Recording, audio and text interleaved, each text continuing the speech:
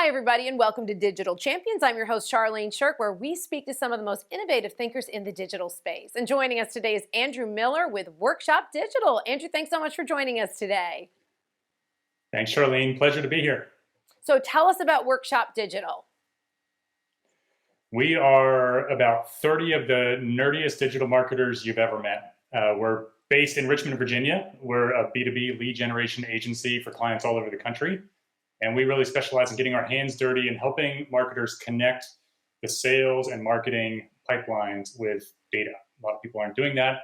We find that there's a big need for helping people understand where their leads are coming from and which ones are converting into their best customers.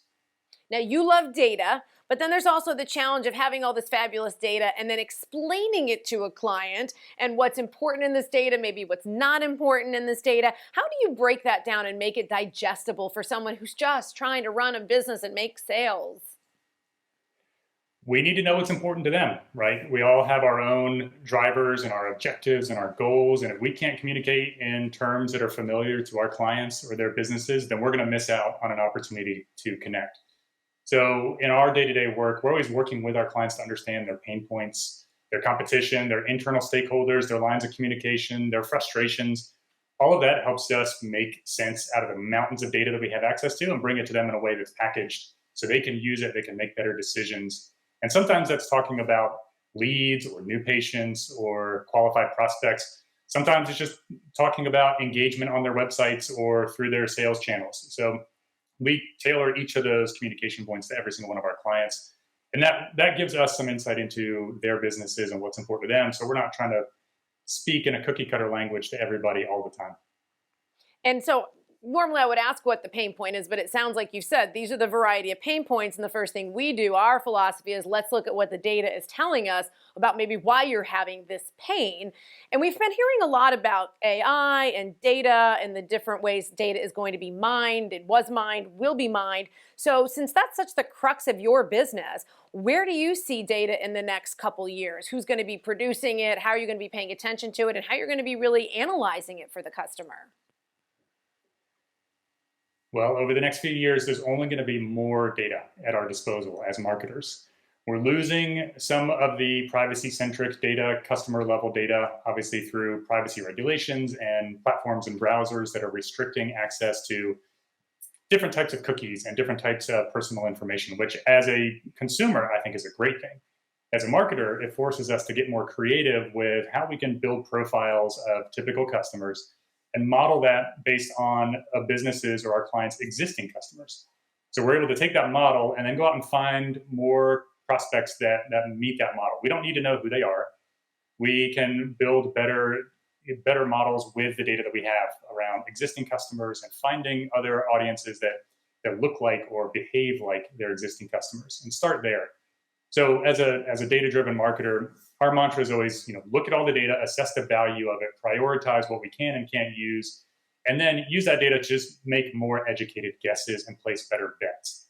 Then, of course, we have to analyze the results, read that back into the performance that we're seeing and understand what's driving great results, what could be improved, and what do we just need to toss out and start over or start with a different test plan. Yeah, because to have somebody like you who can really drill down is so critical to a business owner, because at the end of the day, they just want to, who's my customer and how do I sell to them? So let me ask you this, you're at a networking event, we all go to those networking events, and somebody corners you and they find out what you do and they ask you for your best tip. What's your $1 million tip you could give them? Yeah, I love this one. The $1 million tip that I love to give out is make sure you actually understand who your current customers are. It's hard for us as a marketing partner to bring you more customers or more qualified prospects if you can't even articulate who your customers are. So we dig deep with our clients to understand how they set up their CRMs or customer relationship management software, how they define their target audiences, how they measure their own sales success internally. And then we can use that to bring them more qualified prospects, better looking campaigns with metrics that actually matter to them.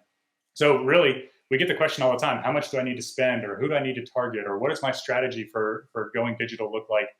And for us, it always starts with, well, tell us about your business and who you're trying to reach. And I'm surprised, frankly, how many businesses, both business owners, marketers, even chief marketing officers, have a hard time articulating who their customers actually are, either actual customers or aspirational customers. And so we do a lot of work up front to establish that first. Then we can go out and use the tools and strategies that we have to go find more people like that. It's the number one rule, know who your audience is. And I love how you also said inspirational customers, because once you've kind of burned through, okay, this is our customer, who do we want to then evolve into that pipeline to become our future customer? Exactly. So there's, in any business, there's a core group of customers or prospects that are willing and ready to buy. They've got established pain points or friction. They have an objective. And those are usually the easiest ones to convert to a customer, or at least a warm lead of some sort. But once you reach all of those people, or your budgets there are tapped out, you can't possibly spend any more money to reach a finite pool of prospects, then we have to get more clever and creative and expand our reach to find additional audiences that may have similar pain points, or maybe using similar products or tools or competitors' services. And then we can come up with different ways to approach them to help them identify problems maybe they don't know they have yet, or efficiencies they can gain, or better ways they can solve their own challenges if only they knew about our clients' products or services. Well, Andrew, I love it a lot. You help make a mountain of numbers into something that's very understandable and very necessary for business owners to be able to comprehend. Thank you so much for joining us on Digital Champions today. Thank you, Charlene. It's been great. And it's been a pleasure working with you. Thanks for having me on. Oh, thank you. It's our pleasure. And that's Andrew Miller with Workshop Digital. And if you'd like to learn more about what they're doing over there with all the data, you can check them out at dailyadbrief.com. And that's going to do it for us on Digital Champions. I'm your host, Charlene Shirk. We look forward to learning something new with you next time. Simplify presents Addressable CTV, combining the power of TV with the targeting and attribution of digital. Simplify's Addressable CTV delivers massive reach with the ability to scale without sacrificing precision. TV buyers can generate incremental reach with household-level targeting, frequency controls, reporting, and insights. To learn more about Simplify's Addressable CTV and what it can do for your clients, visit simply.fi.